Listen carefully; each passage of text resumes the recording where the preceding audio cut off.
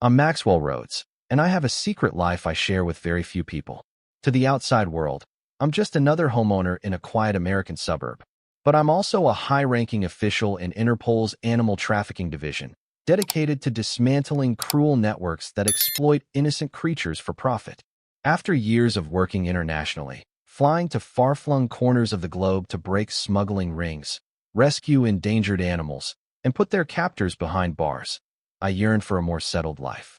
When I stumbled upon a beautiful colonial-style house in the picturesque development of Maplewood Glen, I thought I'd found my safe haven. The real estate listing promised a close-knit community with a robust homeowners association, HOA. I'd grown used to frequent travel and anonymity, so the idea of an organized neighborhood sounded, well, normal.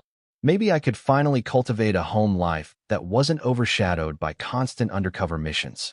Yet, from my very first weeks in Maplewood Glen, I sensed an undercurrent of tension. Beneath the manicured lawns and perfectly trimmed hedges lay a certain rigidity. Small, petty rules were enforced with an iron fist. And behind these regulations stood a middle-aged woman named Bernice Atherton, whom everyone in hushed tones referred to as Karen. Little did I know just how apt that nickname would be. In all my years chasing criminals across continents, I never expected to find one so cunning, so brazen, right here in the suburban sprawl of the United States. And I certainly never anticipated that this, Karen, would orchestrate a secret pipeline funneling stolen pets to international traffickers, unleashing a wave of heartbreak in our small community. This is the story of how a petty HOA tyrant, flush with arrogance and a lust for control, transformed into a global animal smuggler, and how her unassuming neighbor happened to be the very person capable of bringing her entire operation crashing down. Maplewood Glen seemed like a slice of perfect Americana. Large oak trees and elegant maples lined each street, forming verdant canopies that turned fiery red in the autumn. Each house had a white or taupe exterior, black shutters, a small front porch, and a tidy yard enclosed by a short picket fence. Residents took great pride in appearances. I arrived in a subdued sedan, with only a few suitcases worth of belongings. Most of my stuff was still in a storage facility, waiting for me to decide if I wanted to fully commit to life here. Despite my career with Interpol, I'd never actually owned a place in the US until now. I'd spent my 20s and early 30s zipping from assignment to assignment, rarely sleeping in the same bed for more than a month. On the day I moved in, I noticed a woman stepping out of a silver SUV parked 2 doors down. She wore pastel slacks and a matching cardigan. Her hair was coiffed perfectly, not a strand out of place, and she clutched a clipboard like it was her personal scepter. My instincts as an investigator flared, but I shrugged it off as mere curiosity. The woman marched over, introduced herself with a tight smile, and said, "Hello, I'm Bernice Atherton, but everyone in the HOA calls me Ms. Atherton. I oversee community standards here in Maplewood Glen." She stressed community standards in a way that made me think of a drill sergeant describing a new recruit's duties. I gave her my friendliest grin. "I'm Maxwell Rhodes, your new neighbor. Delighted to be here." Bernice's expression remained frosty. She scribbled something on her clipboard. "I hope you've read the HOA guidelines thoroughly. We pride ourselves on order and compliance." I nodded politely. "Yes, I received an electronic copy. Quite comprehensive." She offered a curt nod, cast a scrutinizing glance at my modest moving boxes, and said, "Please make sure none of your items block the sidewalk for any longer than necessary. This is a hazard." With that, she turned and strode away, presumably to check some other neighbor's compliance. As I watched her go, I felt a ripple of unease but dismissed it. I'd encountered plenty of authoritarian figures in my line of work, many of them far more dangerous than this particular brand of suburban busybody. Or so I assumed at the time. That evening, as the sun set over my new abode, I made a simple dinner and sat on my back porch, taking in the quiet hum of crickets. For a fleeting moment, I relished the sense of normalcy. But in the back of my mind, I wondered if Maplewood Glen would truly allow me to live peacefully, or if Ms. Atherton's rigid oversight was just the tip of a larger iceberg. Over the first few weeks, I attended a handful of HOA-sponsored gatherings, barbecues, meet and greets, and yard sales. The neighbors seemed mostly pleasant, if a bit cautious. Many eyed Bernice, Karen, with a mixture of respect and dread. She had a knack for inserting herself into every facet of community life, from the color of your porch swing to the type of fertilizers you used on your lawn. Despite that, I tried to keep a low profile. I didn't flaunt my career. I told people I worked in import-export consulting, which wasn't exactly a lie. I had spent plenty of time investigating international shipping routes. One afternoon, I found a bright yellow notice taped to my mailbox. It bore the official Maplewood Glen HOA seal, along with a scrawled signature, B. Atherton. I scanned it and learned that my mailbox was apparently 2 inches too close to the curb, in violation of Maplewood Glen Ordinance #17A. That came with a fine of $25, which would double if I didn't fix the issue within 7 days. I was stunned by the pettiness, but neighbor after neighbor confided they had received similarly trivial citations. One woman was fined for planting lavender in her front yard, which Bernice claimed violated the approved color scheme. Another family got cited for leaving their holiday lights up 2 days past the official removal deadline. It was a nuisance, but it didn't raise any serious alarms until pets began to vanish. Initially, it was just a trickle of missing animals. A cat named Mr. Whiskers from Applewood Lane disappeared without a trace. Then a small terrier named Bucky, belonging to an elderly resident, never came home from a quick dash in the yard. Within weeks, the neighborhood message boards lit up with frantic posts about lost pets. People started searching, putting up posters, organizing late-night hunts with flashlights. Strangely, Bernice seemed indifferent, almost dismissive. She'd mention coyotes or hawks, as if that easily explained the sudden spike in disappearances. Yet, I couldn't shake the feeling that something else was going on. I'd spent too many years tracking smugglers and poachers to ignore my gut. Could these vanishings really just be a coincidence? If a predator had moved in, animal control or wildlife authorities would have picked up on it. No official reports surfaced. Moreover, some of the lost pets vanished from inside fenced yards, always without leaving a trail. In casual conversation, Bernice offered hollow reassurances. "I'm sure they'll turn up somewhere," she'd say, quickly changing the topic to lawn maintenance. It was odd, but I had no proof of wrongdoing, only a gnawing suspicion. I might have let it slide, content to keep my distance and focus on my Interpol tasks. But the frequency of missing pets escalated. Families panicked. Maplewood Glen's once placid streets buzzed with anxiety. The overshadowing question, "Where have all the pets gone?" lingered on everyone's mind.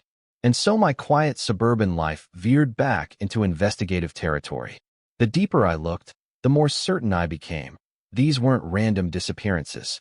As the missing pets count rose into the double digits, local police were finally called.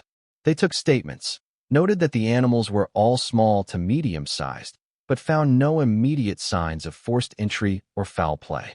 With no real evidence, no footprints, no hair samples, and no credible witnesses, they didn't prioritize the cases. But I couldn't let it go. Through my experience at Interpol, I'd learned that pet theft can be part of a broader pattern.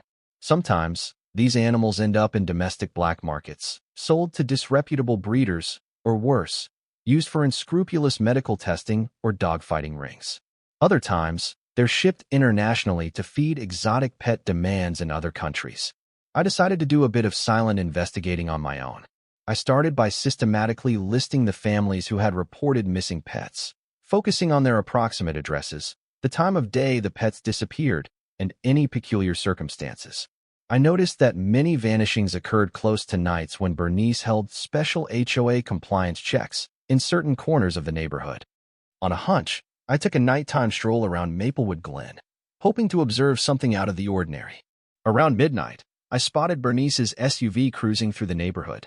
At first, I assumed she was just being her usual overbearing self. But instead of parking or checking on a noise complaint, she pulled into a narrow alley behind some houses and switched off her headlights. Curiosity piqued, I crept closer, keeping to the shadows. Though it was dark, I could just make out her silhouette stepping out of the vehicle. She opened the rear hatch. Moments later, I heard a faint whining sound, like an animal in distress. I tensed, every muscle suddenly alert. Bernice seemed to be talking softly, as if soothing something. Then she shut the hatch, got back in the driver's seat, and drove away without turning her lights back on for another block or two. It wasn't absolute proof of wrongdoing, but it set off every alarm in my mind. A typical HOA official doesn't skulk around at midnight with a whining creature in the back of her SUV. I hurried home and began piecing together a timeline of Bernice's known movements in the nights when pets had disappeared. The overlap was enough to suggest she was, at minimum, kidnapping these animals or facilitating their abduction. Still, I needed more evidence. The question burned. What could she possibly be doing with them? Even if she were selling them, where were they going? I realized then that my professional background might come crashing into this quiet suburb, whether I wanted it to or not. If Bernice was part of a trafficking ring, even a small-scale one, this had the potential to become a far-reaching criminal operation. And I was one of the few people on Earth who had the investigative skills and global connections to see it ended. One morning, while grabbing coffee at a local cafe, I ran into a distraught neighbor named Melissa Davis, who lived a few streets away. She recognized me as the quiet new guy and asked if she could share something. She looked exhausted, dark circles under her eyes, voice wavering. "My cat, Pepper, went missing last week," she said. "I've put up posters, checked shelters, posted online, asked every neighbor, but nothing." I nodded sympathetically, sensing she had more to say. "I'm really sorry," I offered. "A lot of people seem to be missing pets lately." Melissa's gaze drifted around the cafe, wary of eavesdroppers. Then she leaned in, whispering, "I saw Ms. Atherton doing something strange. Late at night, I looked out my window and saw her in my yard, crouched near Pepper's cat door. She had some kind of bag or net. I couldn't tell. It was too dark. I went to get my husband, but when we came back, she was gone. And Pepper wasn't there, either." My heart pounded. "Did you tell the police?" She swallowed. "I tried, but there's no concrete proof. It's just my word against hers, and she's so powerful on the HOA. My husband says we should drop it. He doesn't want to provoke her. She's threatened fines for us before." I nodded, understanding how intimidation could muzzle the neighborhood. "Would you be willing to give an official statement to someone who can help?" I asked gently. Melissa hesitated. I don't know. If there's a real investigation, maybe. But we're scared of retaliation." I promised I'd keep her information confidential for now. She thanked me and left, eyes brimming with tears. I watched her go, feeling anger stir in my chest. Bernice was not just using HOA rules as a weapon. She was allegedly stealing cherished family pets, knowing that many neighbors were too intimidated or powerless to fight back. That conversation confirmed my growing suspicion. Bernice had targeted specific houses, luring or capturing pets as they roamed yards or used pet doors. She might even have had a list of potential animals to take, rare breeds, purebreds, or simply easy targets. And if local law enforcement wouldn't listen, or was too strapped for evidence to take real action, she was effectively operating with impunity. But she had no idea who I really was, or what resources I had at my fingertips once I invoked my authority through Interpol's Animal Trafficking Division. With Melissa's testimony in mind, I decided to track Bernice more deliberately. My professional training taught me the importance of methodical surveillance, so I rigged a discreet camera on a tree in my backyard, angled in such a way that it could capture the road leading to Bernice's house.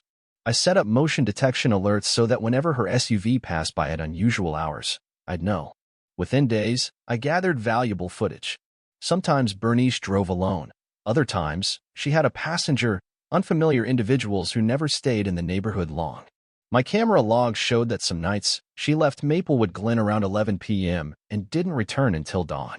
That was hardly normal for an HOA caretaker. I took matters a step further. I placed a small GPS tracker under the bumper of Bernice's SUV while it was parked at the community clubhouse. Normally, I'd have needed local warrants or official permission for such a move in a formal domestic investigation. However, given my Interpol credentials and the suspicion of cross-border crimes, I operated in a gray area. The pressing concern for me was to prevent further harm to the animals. The GPS data revealed a pattern of trips to a nearby industrial zone, where shipping and warehouse facilities dotted the landscape. She would stay there for an hour or two, then return. The area was known for commercial cargo operations, perfect for someone attempting to smuggle animals out of the country. I also discovered that Bernice had quietly launched a small business registered under a shell company named B&A Logistics, claiming to export pet supplies and organic feed. The pattern was all too familiar. Traffickers often masked their shipments as something benign. At this stage, the red flags were practically screaming at me. My hypothesis: Bernice was capturing pets, transferring them to a clandestine location, and then bundling them into shipments labeled as pet supplies. She would then send them off to unscrupulous buyers overseas. The demand for certain pet breeds can be shockingly lucrative in certain international markets, and criminals exploit that for profit. Still, I lacked direct proof, actual, indisputable evidence that she was shipping live animals. Confiscating or opening sealed cargo containers can be complicated without a formal warrant. But if these shipments left U.S. soil, they would eventually cross international lines, bringing them squarely under Interpol's purview if I could link them to Bernice. Time was of the essence. Every day I spent gathering evidence. More pets might be abducted and shipped away. One late afternoon, as I was reviewing the latest GPS data, I got a phone call from my Interpol superior, Director Eliana Moreau, who was based in Lyon, France. She asked for an update on a separate investigation, but I decided to share my suburban predicament. Eliana, I said, voice low. I might have stumbled onto a ring trafficking domestic pets out of the U.S. I have reason to believe it's being run by a local HOA official, if you can believe that. Eliana listened intently, then responded, You think the animals are going overseas? If so, that's within our scope, especially if multiple countries are involved. I exhaled. I'm almost certain, but I need more time to confirm. Local authorities don't seem to grasp the scale, and they probably won't act until there's concrete evidence. Eliana promised to keep this under wraps but urged me to move carefully. If she's part of a bigger network, going in too soon could compromise the entire operation. We want to catch not only her but also the buyers and any associated smugglers. That was precisely my dilemma. If I confronted Bernice prematurely, she might vanish or destroy evidence. But if I waited too long, more animals could suffer, and the shipping pipeline would remain open. After hanging up, I realized the weight of responsibility on my shoulders. By virtue of my Interpol position, I had the expertise and the global contacts to shut this down. But I was also just one man living in the neighborhood, attempting a covert investigation without spooking the suspect. Meanwhile, Bernice continued her day-to-day role as Maplewood Glen's self-appointed queen, issuing arbitrary fines and giving neighbors haughty lectures on community standards. The veneer of suburban normalcy clashed with the dark truth I was uncovering behind the scenes. A couple of nights later, I followed the GPS signal to see where Bernice was heading. Slipping into my car, I kept a safe distance and watched as she left Maplewood Glen around midnight, traveling down a winding highway that led to the industrial district. She parked behind a large warehouse, partially concealed by rows of shipping crates. Through my binoculars, I saw she wasn't alone. A bulky man in a black jacket approached her SUV. They spoke briefly, then moved to the back of the vehicle. Under the dim glow of a single overhead lamp, I saw them lift out several pet carriers, each one containing a small, moving shape. My heart clenched at the sight. The faint silhouettes of cats and small dogs were visible through the wire doors. They were alive, but clearly frightened. One dog whimpered, and I felt a surge of anger. I quickly snapped photos with a telephoto lens, capturing Bernice's face, the man's face, and the carriers. If I could confirm the transfer into a shipping container, I'd have strong evidence. They carried the carriers into the warehouse. I carefully followed on foot, staying behind crates. The large man unlocked a side door, and Bernice disappeared inside. Moments later, I heard barking, then muffled voices. My vantage point through the dirty warehouse windows was limited, but I managed to catch glimpses, rows of crates stacked near a loading area, at least a dozen carriers with animals. Some were cats, others small to medium dogs. A forklift stood nearby with a shipping pallet. I recorded everything on my phone, then retreated to my car, heart pounding. This was the proof I needed, visual evidence that Bernice was involved in direct trafficking. The question was whether she had accomplices abroad. Returning home, I compiled the footage and shared it, through secure channels, with Director Moreau and a small circle of trusted colleagues. Everyone's reaction was the same. We had to act, and soon. The next step was to identify the shipping route. If we could trace the crates to a specific cargo plane or vessel, we might catch the entire chain of smugglers in a single coordinated operation. But staging such a takedown would require help from U.S. Customs, local police, and possibly multiple foreign agencies. I'd done joint stings before, particularly with exotic wildlife trafficking, but never in a suburban setting with a local HOA official as the prime suspect. The surreality wasn't lost on me. Still, the stakes were high. Too many animals were at risk, and Bernice had to be stopped. After forwarding the warehouse evidence, I scheduled a clandestine meeting with a trusted U.S. Customs officer named Ray Delgado. We met in a coffee shop on the outskirts of town, choosing a quiet corner away from prying eyes. I slid a folder of photographs across the table. I need these shipments flagged, I said.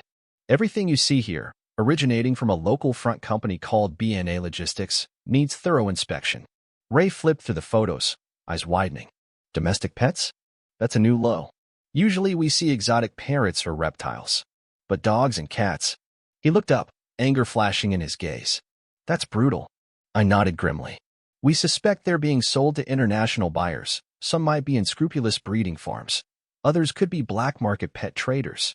We need to find out where these shipments are going. Ray promised his full cooperation. We'll comb through shipping manifests. If we see any cargo listed as pet supplies or organic feed from BNA Logistics, we'll put a hold on it. But we'll do it discreetly, don't want to tip them off. Next, I contacted a close friend in the local police department, Detective Alicia Coleman, an animal lover who had once helped me on a smaller case when I was stateside. I brought her up to speed on the situation. She was appalled, especially since the Maplewood Glen Police Precinct had fielded multiple missing pet reports but hadn't connected the dots. Detective Coleman agreed to quietly funnel any new missing animal reports to me and keep watch for suspicious activity near Bernice's house. I've never liked that woman, she said grimly. She once tried to fine my aunt for parking her car a foot off the driveway. I'll do whatever it takes to see her exposed. Things were in motion, but coordinating a sting across multiple agencies was always tricky. We needed impeccable timing to catch Bernice and her co-conspirators in the act, ideally while they were loading pets for an international shipment. Then we could not only arrest Bernice but also intercept the cargo, rescue the animals, and trace the ring further abroad if possible. Despite the tension, I felt a renewed sense of purpose. My move to Maplewood Glen had, in a twist of fate, led me to uncover a significant crime. And ironically, my dull cover story, Import-Export Consulting, wasn't too far off from the truth. Soon, though, the entire neighborhood would see a side of me they never suspected. While I prepared the operational details, Maplewood Glen descended into an anxious hush. More pets kept disappearing. A few neighbors confided their pets would cower indoors, refusing to go out at night. Someone started a petition, urging the HOA to take stronger measures to stop the predators. Bernice, of course, led the official response, claiming to double down on neighborhood watch patrols. This gaslighting tactic made my blood boil. She was publicly pretending to help, even as I had literal footage of her sneaking animals into a warehouse. Her brazen hypocrisy was a testament to her arrogance. She believed herself too clever to be caught. At an emergency HOA meeting, Bernice stood at the podium, lecturing the crowd about safety precautions. We must secure our trash to avoid attracting wild animals. Keep your pets on leashes or indoors overnight. Follow every guideline I've provided, and hopefully we can avoid further heartbreak. I sat in the back row, hands folded, mask of neutrality on my face. I studied her posture, the cool confidence, the faux concern in her voice. She even dabbed at her eyes with a tissue, feigning empathy for the families who'd lost pets.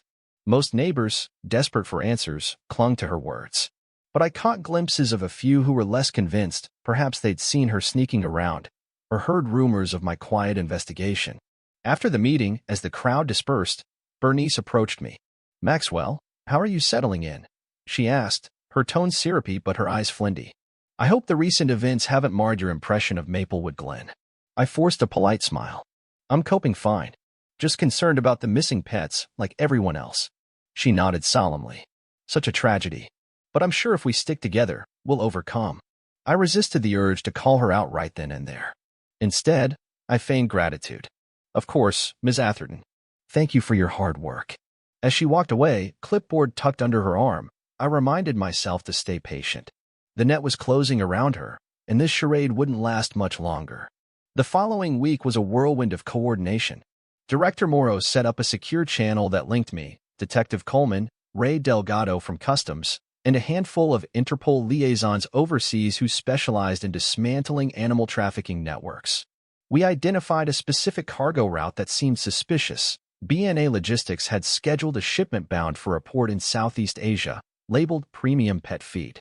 The size of the crates, the shipping timeline, and Bernice's known association with the warehouse pointed to a strong likelihood that living animals were inside. We planned a multi-stage operation. Warehouse surveillance. Detective Coleman and her team would keep a low-key watch near the warehouse on the night of the shipment's departure. Customs intercept. If the crates made it to the port or an airport cargo facility, Ray Delgado's unit would intercept them for inspection, armed with a sealed warrant obtained through federal channels. Simultaneous arrest. My role, alongside a small Interpol strike team, would be to confront Bernice during the loading process. We needed her caught in the act, so there'd be no wiggle room for denial.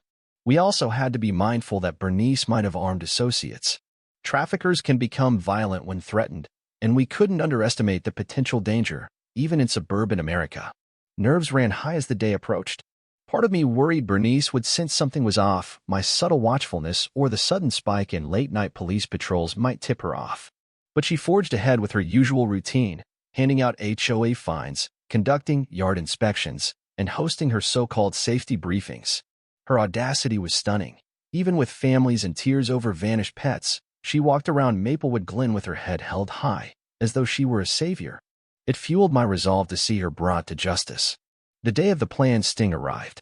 According to the shipping manifest, Bernice's cargo would move through the warehouse late in the evening, then travel by truck to a port an hour away for an overseas voyage. I spent the afternoon finalizing details with Detective Coleman. Her squad would stay concealed in unmarked vehicles on side streets. I'd be at the warehouse itself, hidden among the stacks of crates with two other Interpol agents, colleagues who'd flown in under the radar, posing as tourists. Around 10 p.m., I took position. My heart thumped with controlled adrenaline, the kind I often felt before a high-stakes operation. The warehouse parking lot glowed under a few scattered floodlights, casting elongated shadows. Inside, forklift engines hummed, and the clang of metal echoed through the cavernous space. At 10:45 p.m., Bernice's silver SUV appeared, followed by a box truck with the B&A Logistics logo. Peering through a narrow gap in the crates, I saw her step out, phone in hand. The bulky man from before was there, plus a few other rough-looking individuals guiding a forklift.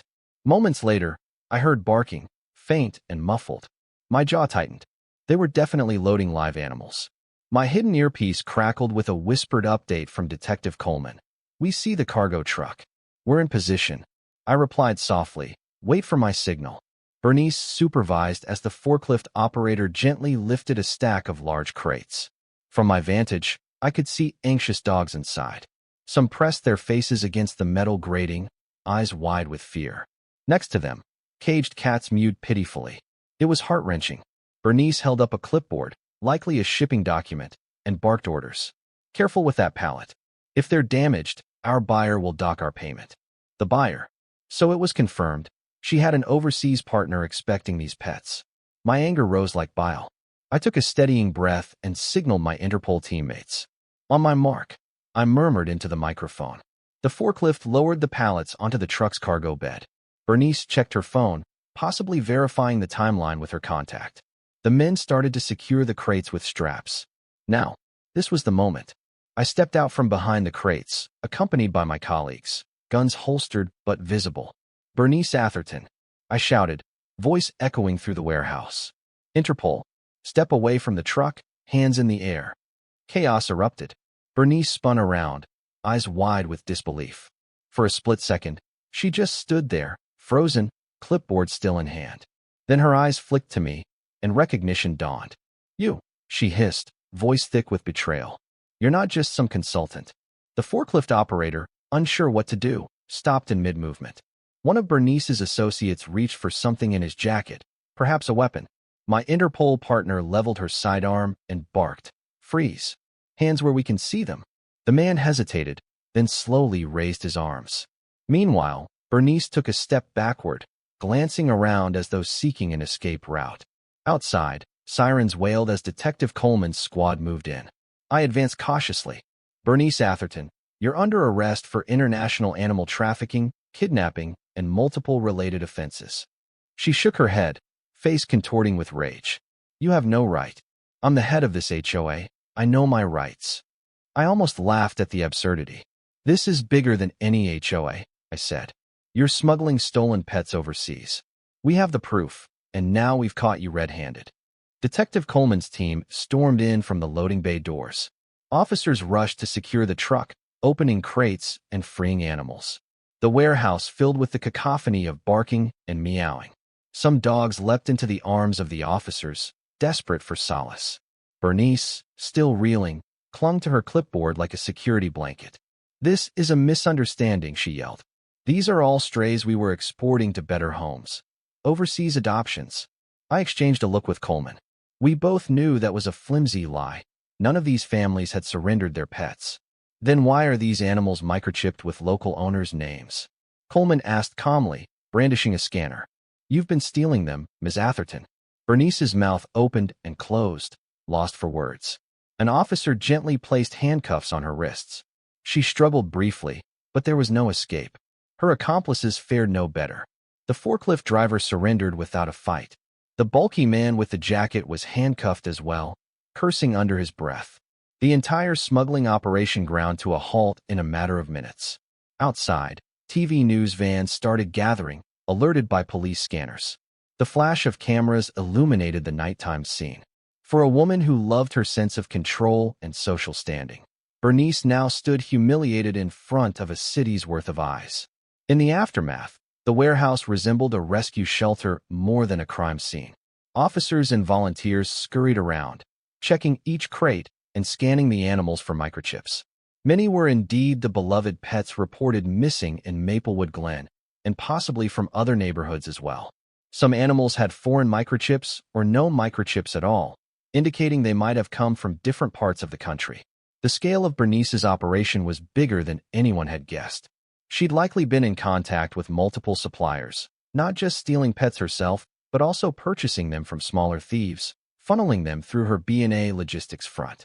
I watched with a sense of relief as tearful owners arrived to reclaim their pets. One cat sprang into a teenager's arms, purring loudly despite weeks of separation. A trembling dachshund practically vibrated with joy when his elderly owner stepped forward.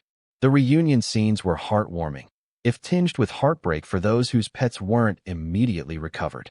Meanwhile, Bernice and her accomplices were taken to a police station for processing. I made sure to hand over all my evidence, GPS logs, video footage, shipping manifests, to Detective Coleman and the federal prosecutors. They now had an airtight case. Stepping outside for a breath of fresh air, I stared at the sea of red and blue lights flashing in the parking lot. A news reporter approached, microphone in hand, but I declined to comment. We needed to let the official spokespeople handle this. In that moment, I felt a strange blend of triumph and sadness. Triumphant because justice was served, animals were saved, and this horrifying pipeline was dismantled. Sad because, behind the facade of a well-manicured suburb and an orderly HOA, humans had committed unspeakable cruelty against creatures who depend on us. Still, I reminded myself, this is precisely why Interpol's Animal Trafficking Division exists. We shine a light on crimes often overlooked or underestimated. News of Bernice's arrest rocked Maplewood Glen. By morning, residents were bombarded with headlines. HOA president caught in pet trafficking scandal, suburban pet thief busted, and variations of the same theme. Neighbors who once quivered under Bernice's rule now openly expressed outrage.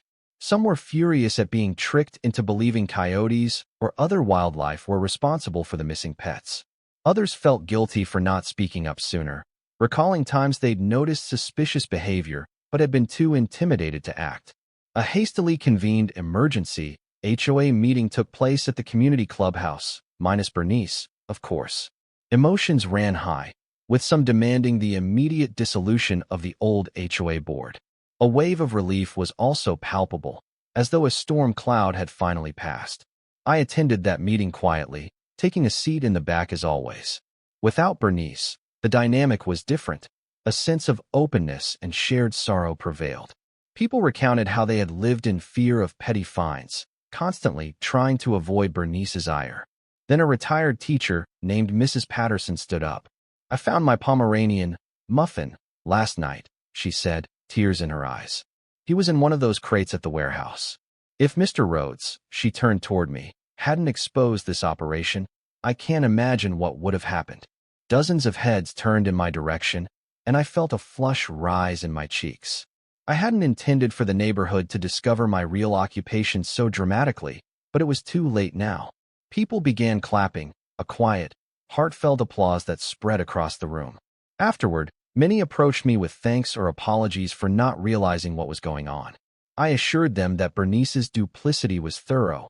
She had maintained a facade of community concern while carrying out heinous acts. However, I knew the story wouldn't end here. There would be trials, possible appeals, and the question of who else was involved. My role in the international aspect of the case remained crucial. The bigger fish, those overseas buyers, would need to be identified and stopped as well. While Bernice, whom many now just called Karen behind her back, sat in a county jail cell awaiting federal transfer, the local news stations dredged up her history. They uncovered old lawsuits related to property disputes and rumored incidents in other neighborhoods. Her pattern was consistent.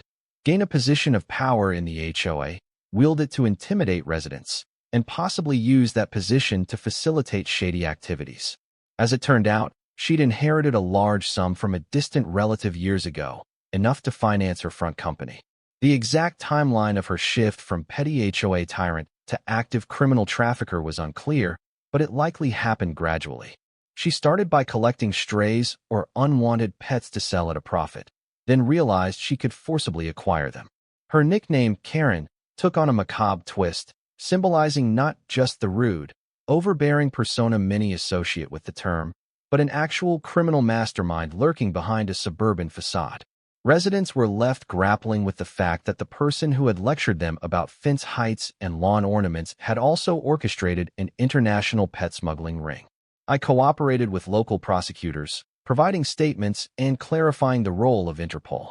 Bernice faced multiple charges: grand theft, animal cruelty, conspiracy to commit fraud, and violations of international trafficking laws. The severity of these crimes, plus the volume of evidence, meant she would almost certainly face a lengthy prison sentence, even before factoring in potential racketeering or money laundering charges. While Maplewood Glen reeled, I received encouraging updates from Director Morrow. Interpol had identified several potential buyers in Asia and Europe linked to Bernice's shipments. Coordinated raids were underway to round them up. This gave me a sense of closure, knowing the pipeline would be cut off at both ends. Within a few weeks, Bernice was transferred to a federal detention facility. The preliminary hearings were damning. Prosecutors presented photographic evidence of her warehouse dealings, eyewitness accounts, and records from B&A Logistics linking her signature to shipments containing live animals. Bernice's lawyer tried to argue that she was rescuing these pets and sending them to loving homes abroad. But that fell apart the moment owners identified their missing pets, and microchip records confirmed their rightful families. The blatant theft and the fact that many animals showed signs of neglect or rough handling destroyed any notion of altruism. Public sentiment was overwhelmingly against her. The local newspaper ran editorials condemning not just her crimes, but the broken system that allowed her to dominate the neighborhood. National outlets briefly picked up the story, sensationalizing the idea of a so-called HOA pet queenpin. Bernice's once pristine reputation, polished sweaters, well-groomed hair, clipped speech, crumbled into the image of a caged criminal wearing an orange jumpsuit, scowling in court. A far cry from the polished persona of Maplewood Glen's top official. From my vantage, the legal battle was straightforward. The evidence was bulletproof. She'd been caught literally red-handed in the warehouse. Her accomplices, facing steep sentences themselves, began to flip on her, providing all the details of her operation to the prosecution. It was only a matter of time before the hammer came down. With Bernice gone, the Maplewood Glen HOA held emergency elections. A kind-hearted middle-aged mother named Deanna Sanders stepped up to fill the interim leadership role. She promised to dismantle the more oppressive HOA rules and foster a community atmosphere based on trust, not fear. Neighbors breathed a collective sigh of relief. No longer did they worry about citations for minor infractions or fear that letting their pets wander in the yard could end in tragedy. The sense of normalcy that I'd originally sought in Maplewood Glen finally began to take shape. Families whose pets were still missing clung to hope, reaching out to regional shelters. Many of the stolen animals were found in the warehouse raid, but some had been shipped out earlier. Interpol's expanded investigation tracked down dozens of dogs and cats in quarantined facilities overseas. Arrangements were made to bring them back, though the logistics were complicated. Every time a lost pet was reunited with its rightful owner, The neighborhood buzzed with celebration, a testament to Maplewood Glen's resilience. As for me, I stayed on in my house, committed to seeing the legal process through. The neighbors now knew who I really was, and while some were initially stunned, they soon embraced me. They invited me to cookouts, asked if I could share stories about my travels, within the limits of confidentiality, and teased me about how I'd chosen the least restful place to buy a home. Despite the darker beginnings, I felt closer to the people here. We'd endured a crisis together and come out stronger. Bernice's trial was a media spectacle, at least locally. Cameras flashed outside the courthouse, capturing her arrival in a prison van. She appeared gaunter than before, eyes hollow, but her pride was still intact. She refused to speak to reporters, only shaking her head at them in disdain. Inside the courtroom, the prosecution meticulously laid out the evidence. They called on me as a key witness, given my undercover footage and the role I played in the sting. Bernice's lawyer tried to paint me as a vigilante who violated her privacy, but federal statutes allowed my actions under the umbrella of an ongoing Interpol investigation into animal trafficking.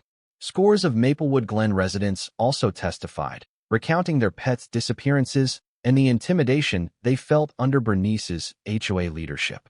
Melissa Davis, the woman who'd seen Bernice outside her cat door, delivered an emotional account that left the courtroom pin-drop silent.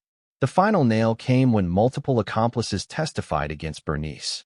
They described how she orchestrated the kidnappings, scouted for valuable breeds, manipulated shipping documents, and laundered profits through a network of shell accounts. She might have remained stoic throughout, but the weight of evidence was overwhelming. After 2 weeks, the jury deliberated for just a single day. They returned with a unanimous verdict of guilty on all major counts: grand theft, multiple instances of animal cruelty, conspiracy to violate international trafficking laws, and more. Bernice's sentencing was scheduled for a month later, but already it was clear she would spend a long time behind bars. Bernice appeared in court for sentencing in a nondescript dark suit, no longer the refined pastel ensembles she once favored. The judge, a stern woman with a reputation for tough rulings in cases of cruelty, did not mince words.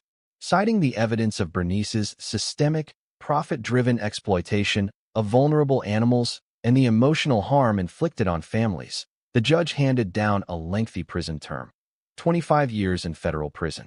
On top of that, Bernice was required to pay restitution for veterinary bills, repatriation costs for animals shipped abroad, and emotional damages to certain plaintiffs.